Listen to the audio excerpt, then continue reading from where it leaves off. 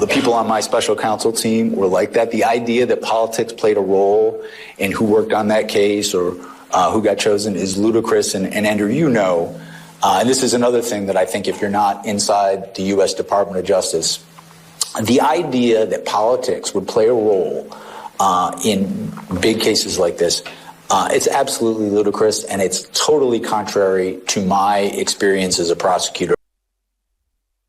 Yeah, the politics didn't play a role. I'm sure Senator Johnson will acknowledge that. Joining me now, Senator from the state of Wisconsin, Senator Ron Johnson. Senator, you don't think politics played a role, right? Now, Jack Smith can continue to claim that time and time again. It's just a false claim. Politics was obviously behind, the decade-long attack on President Trump. The fact that President Biden basically declared half America potential domestic terrorists, the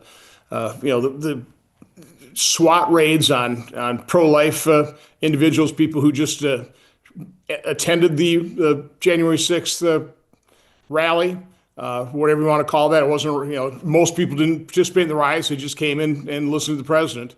So again, no, this has been a concerted effort. It's 100% partisan. What else could it be? How many Democrats did they have their phone records snatched up by Jack Smith's prosecutors?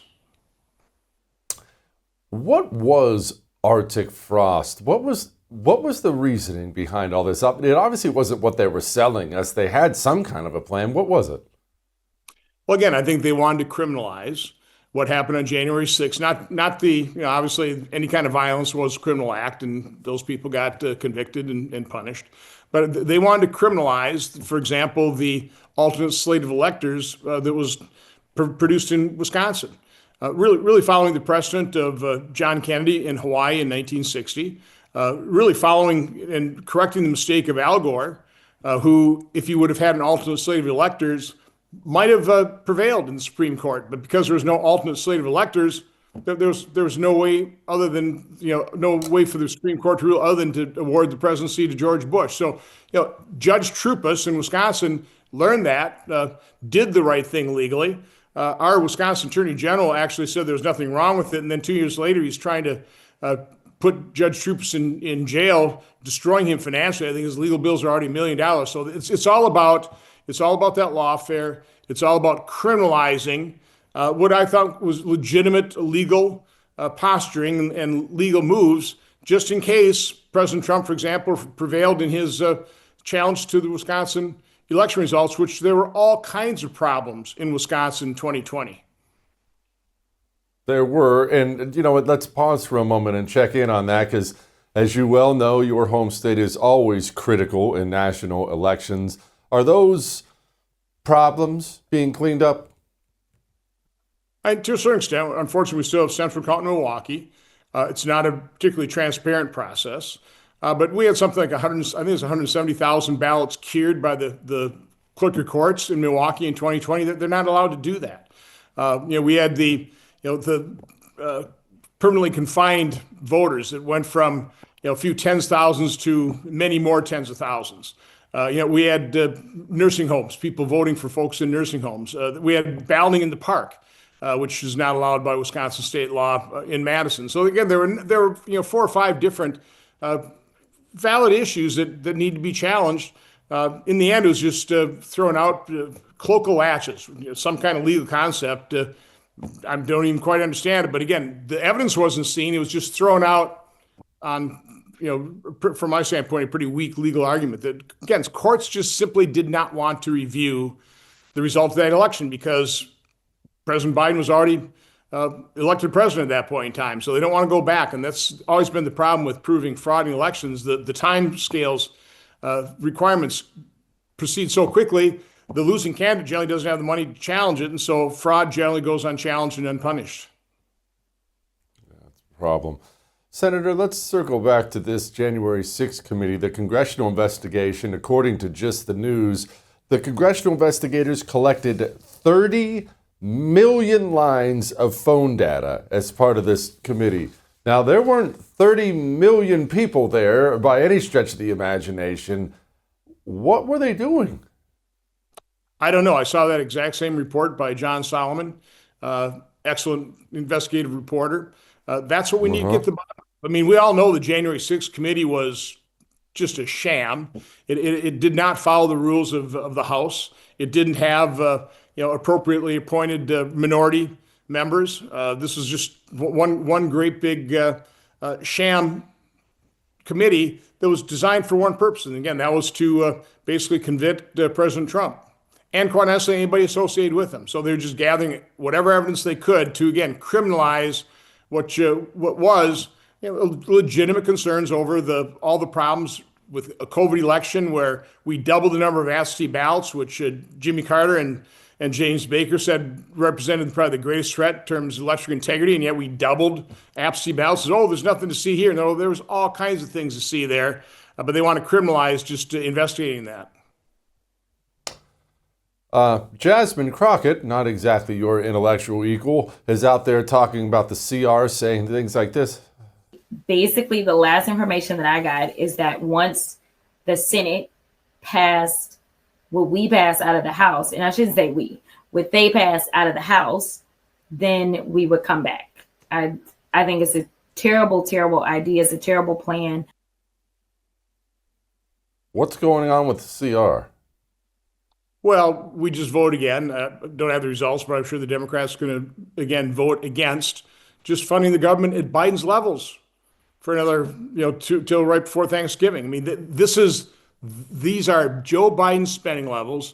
This is a clean continuing resolution, which Democrats, when they were in the majority, passed time and time and time and time again. They had no problem with that. All of a sudden now, they're shutting down the government. They're holding people hostage because they're demanding $1.5 trillion in additional spending, some of it for healthcare for illegals, some of it for the extended, enhanced, temporary COVID subsidies that have fueled tens of billions of dollars of fraud. Again, but they're arrogant. They believe and they do have the legacy media in their back pocket, which is why the American public is so evenly split in terms of who they're blaming for this. But again, they're just being arrogant and confident, and they're digging their heels in. Where are we at as far as our resolve goes? I know there's been a couple flimsy senators on our side, as per usual, but are we going to get caving and giving in on our side? Because if not, to hear you say it, sounds like this thing's going to go on a while. That's what you said in the beginning anyway.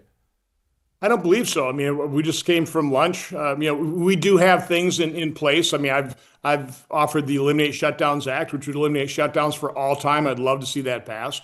I've got a Shutdowns Fairness Act, which would just pay anybody we're forcing to work. That's only fair. Nobody really wants to bring that up right now because they don't want to be the first ones to blink. So that's fine. So again, I was really heartened to see a Majority Leader Scalise come out strongly against extending those enhanced premiums. Sure sounds like Leader Thune gave a real good argument on why that shouldn't happen. So at least from a leadership standpoint, unless President Trump indicates otherwise, our leadership is just saying, no, we will pay the troops just past the clean CR. And that's pretty much our position. I don't have a problem with that. Seems like a pretty solid position to me. All right, we dumped 4,000 government workers. That's, a very, very small start. Is this going to continue? I know the threats have been coming from the White House. Hey, we're going to fire more. We're going to fire more, but we haven't seen mass firings yet. Is that going to start? Well, that'll be up to Russ Vought and President Trump. From my standpoint, the primary problem in this country literally is the size, scope, and cost of government. So anything we can do to reduce the size, scope, cost of government and its influence in our lives. As government grows, our freedoms necessarily recede. I don't see too many things the government's solving other than, it just exacerbates the problems. It's further mortgaging our kids' future. So I am all for anything that would, again, shrink the size, scope, and cost of government. An inconvenient study. Tracy Benz came on our show a couple weeks ago and was talking about an inconvenient study. And it was stuff I'd never heard before in my life. You've watched this. What do you think? I think it's an excellent job. Del Bigtree really lays out the case. It's, again, like Vaxxed, it's a difficult movie to watch, quite honestly, particularly early on when they're going through these examples of parents. I mean, one set of parents had triplets, 3 beautiful little babies, I think 2 boys and 1 girl.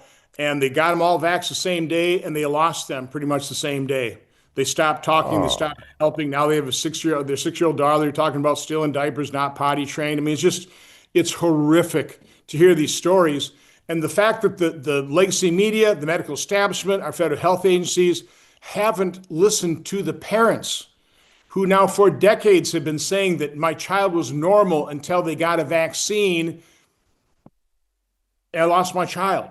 That's what Dr. Andrew Wakefield, that's all he did back in the early 1900s. I think it was 1990 or whatever, when he just was listening to parents, did a study, never said that MMR caused autism. He said we ought to look at it, and they had to destroy him for just basically listening to parents. And we've been ignoring parents ever since. It's time for that to end. So this is an excellent documentary. I urge all of your listeners to watch An Inconvenient Study.